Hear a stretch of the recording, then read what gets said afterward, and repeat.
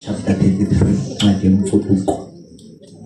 chapter 33, izofunda namhlanje verse number nasifunde namhlanje verse 4, 5, 6 eyona ngamandla ku7. Thank you so much.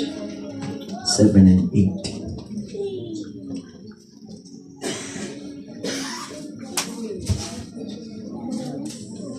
Balivake abantu elolizwi libi benza isijwili akwabakho mntu uzinxibayo izivatho zakhe.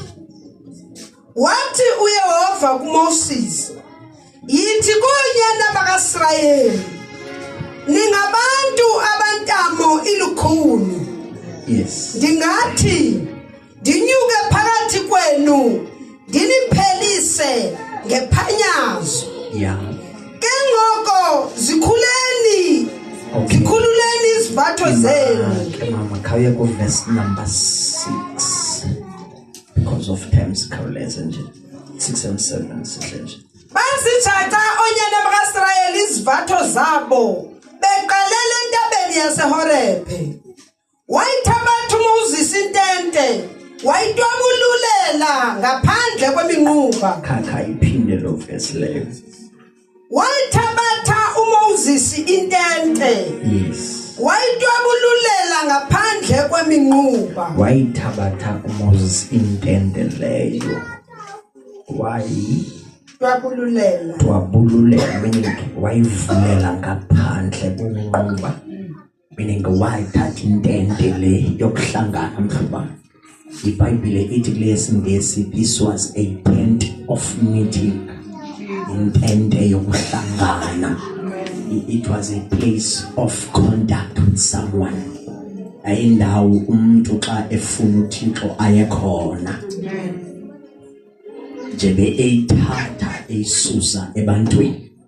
Uyisusa ebantwini eyoyibeka ucala. iBhayibhile ithi ke wathi uyivulile lento wayitwabulula. Yabona lanto yokutwabulula ukuchazwa icapacity yokuvuleleka okukhona kukaThixo. Meaning wavulela the presence of God ngendlela engajwayelekanga. Wabesethini mama?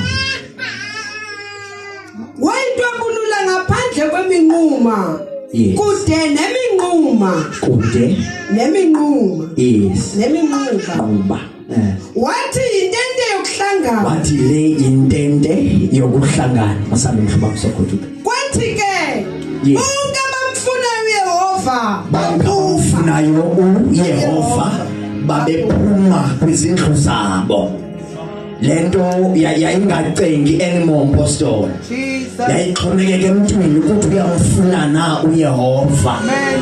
Ukuthi bonke ababemfuna uYehova babeshiya izindlu zabo. Shiya amakhaya abo. Ababetshatile bashiya izipawusi zabo, bashiya abantwana babo. Umuntu wayenesinqumo asithathayo ukuthi I am going to a place of meeting and meet my God. Bashiya konke izinto ezaziwayo nezihluphekileyo kubo nezekhaya. Bathi siyazishiya ngoba sifuna into engumahluko nawo. So we are sick and tired to be normal and ordinary ngoba xa umuntu engekahlangani nomnikazi wakhe lo muntu ngumuntu nobe noYesu. Ngoba xa sofika kuYesu, uYesu introduce the path of going to God. Kufana nangokunjebe siphile emhlabeni sikhonza uNkulunkulu ngoYesu. Asikahlangani naye ngoba sohlangana naye xa uThixo uThixo yise sihlale naye phezulu emazulwini. Now iliphele apha kule ndawo bashiya amakhaya abo. Wonke umuntu wayefuna yayidecision yonke. Kuthi now ndifuna ukuyohlangana namazulu.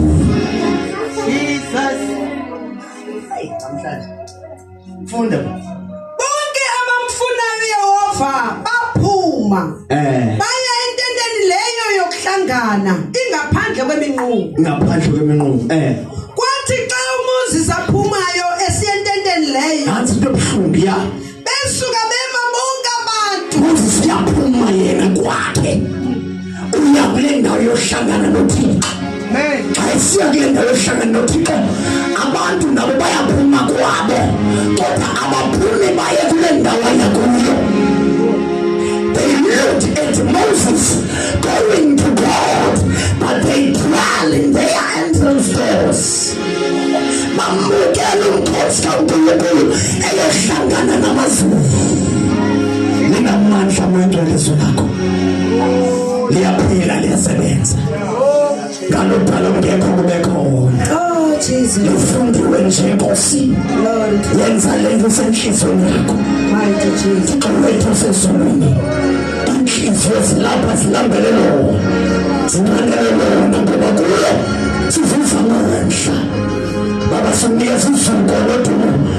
KuYesu Kristu Nkosi ngeke. Jesus Christ. Ngegama lakho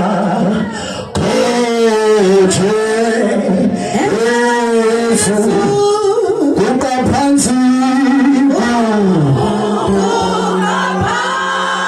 ukaphansi ngegama lakho Jesu